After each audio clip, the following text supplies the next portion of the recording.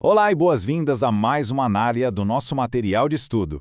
Para a gente ir direto ao ponto, a nossa data de hoje é quinta-feira, 30 de abril, e o tema principal que vamos desvendar se resume a uma expressão bem curtinha, mas extremamente poderosa. Tão doce. É uma alegria imensa guiar todo mundo por essa jornada incrível, que é ao mesmo tempo visual e espiritual. Porque hoje a gente não vai apenas ler um texto, nós vamos literalmente saborear cada palavra dele. Bom, esse título já desperta logo os nossos sentidos, né? Nós estamos falando de um estudo árido ou daquela teoria distante e cansativa. Pelo contrário, a gente é convidado a experimentar algo que traz um prazer real, uma satisfação profunda mesmo, para a mente e para a alma. A ideia aqui é pegar esses conceitos profundos e transformar tudo num passo a passo claro, conectando as nossas maiores necessidades com uma satisfação que vai muito, mas muito além do que a gente encontra por aí no dia a dia.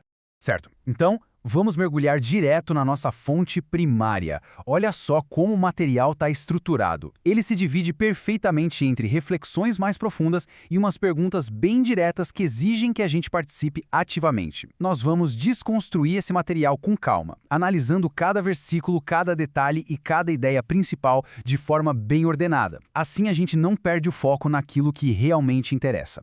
O nosso texto começa de um jeito bem curioso. Ele pede para a gente pensar nas nossas sobremesas favoritas. Façam esse exercício mental aí agora. É uma delícia, não é verdade? Mas aí o autor joga aquela pergunta. Isso faz bem para a saúde? Na maioria das vezes a gente sabe que não. É só uma doçura passageira. E é bem aí que o autor faz um contraste brilhante. Ele introduz a imagem do mel, mais especificamente o mel de aroeira, que é super conhecido pelos seus benefícios medicinais.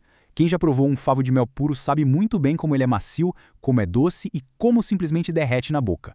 A grande sacada aqui é mostrar que existe um tipo de doçura que não serve só para dar aquele prazer momentâneo no paladar, mas que traz uma cura real e saúde de verdade para a gente.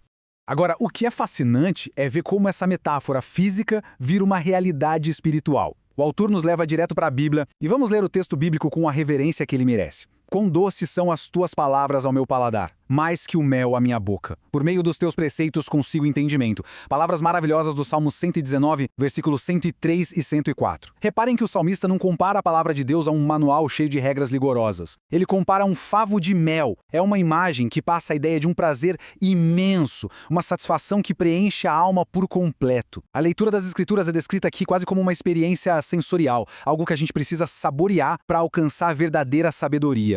Então, o ponto crucial é entender como esse sabor todo se traduz na nossa vida prática, no nosso dia a dia. Isso nos leva direto para a pergunta número 5 do nosso guia. O que significa o versículo "por meio dos teus preceitos consigo entendimento"? E mais importante ainda, por que essa verdade é tão essencial para a gente dar o valor correto ao estudo da Bíblia? Essa é daquelas perguntas que nos forçam a ir bem além daquela leitura superficial. O entendimento que o texto fala não é só ficar acumulando informação intelectual. É uma clareza que a gente só alcança quando permite que esses preceitos moldem a nossa visão de mundo. E o próprio texto já nos dá a resposta detalhada. As palavras de Deus são de fato doces para a alma. E, o mais incrível, elas não se comparam a absolutamente nada que o mundo possa oferecer. Diferente daquelas nossas sobremesas comuns que no fim das contas só trazem calorias vazias, a doçura da palavra de Deus traz uma cura real para corações feridos e atua direto na transformação do nosso caráter. É nutrição pura. Quando a gente estuda a Bíblia com esse entendimento, o momento de estudo deixa de ser uma obrigação religiosa qualquer e vira uma busca vital pela nossa própria saúde mental, emocional e, claro, espiritual. E nesse ponto, o guia traz uma mensagem de uma esperança gigantesca. Talvez alguém que nos acompanha agora sinta que, sei lá, se afastou dessa fonte ou que perdeu aquele paladar para as coisas espirituais. O texto é claríssimo. Mesmo que haja esse distanciamento de Deus, dá para agir agora mesmo. O convite é super direto e físico. Ajoelhar, abrir a Bíblia e beber dessa água viva. Olha como a metáfora se expande. Sai do mel que alimenta e vai para a água que hidrata e salva. Essa água viva é descrita como a única coisa que realmente consegue saciar a sede do coração. É uma atitude simples, mas que exige que a gente reconheça a nossa própria necessidade. Avançando mais um pouquinho para ver como isso se desenrola, chegamos à pergunta 6. O texto nos informa que lá no livro de Isaías, no capítulo 55, o profeta expande exatamente esse conceito da sede e da fome espiritual quando diz: "Venham todos os que estão com sede, venham às águas. Ouçam-me e comam o que é bom." Aí vem a reflexão proposta para nós. O que o Senhor oferece a quem o busca para se alimentar da sua palavra? E quais são o desafio e a promessa de Deus contidos ali? Vamos desmembrar as respostas que o guia nos fornece de forma bem metódica. Primeiro, vamos focar nessa promessa maravilhosa que é oferecida. O texto afirma, com toda a convicção, que a palavra de Deus é viva e poderosa.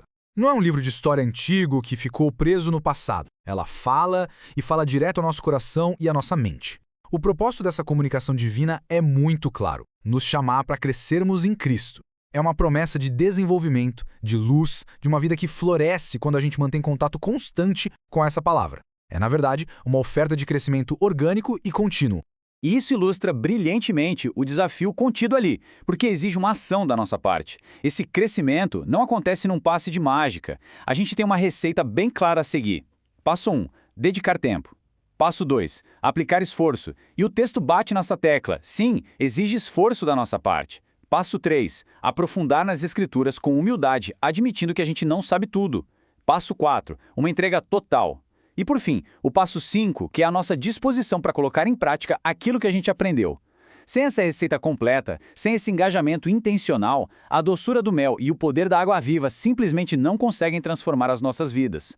Para fecharmos a nossa análise estruturada de hoje, o guia deixa uma última provocação que é fantástica. Ela se baseia no próprio texto bíblico de Isaías 55, versículo 6, que devemos ler com atenção. Busquem o Senhor enquanto é possível achá-lo, clamem por ele enquanto está perto. E a pergunta final do nosso guia vai direto ao ponto. De que formas práticas nós podemos buscar o Senhor enquanto ele pode ser encontrado hoje? Essa não é uma pergunta para ficar só na teoria, gente. Pensando no mel que traz cura, no esforço que a gente precisa fazer e na água viva que realmente sacia a nossa sede, quais são os passos práticos que podemos dar hoje, logo depois de terminarmos essa análise, para encontrar de fato essa doçura nas nossas próprias vidas? Fica aí essa grande reflexão.